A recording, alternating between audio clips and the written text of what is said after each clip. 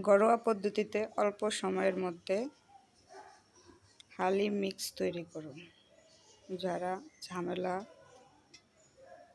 হালিম রান্না করতে ঝামেলা মনে করেন, তারা হালিম মিক্স দিয়ে অল্প সময়ের মধ্যে পরিবারের সবার জন্য হালিম তৈরি করতে পারে।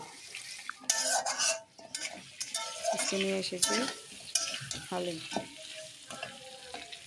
মাংসটা ভালোভাবে কষিয়ে নিয়ে সেই মাংসতে হালিম মিক্স দিয়ে এবং আগে থেকে হালিম মিক্সটা গরম পানি দিয়ে 15 মিনিট ভিজিয়ে রাখবেন। অল্প সময়ের মধ্যে হয়ে গেছে ঘরোয়া হালিম। বাইরে হালিম না খেয়ে কষ্ট করে ঘরে হালিম বানাবেন, পরিবার সহ খাবেন, সুস্থ থাকবেন। ঘরের জিনিস কষ্ট করে বানিয়ে তৈরি করাই ভালো। আর হালিম মিক্স অল্প সময়ের মধ্যে আপনি সকল উপকরণ দিয়ে হালিম তৈরি করতে পারেন।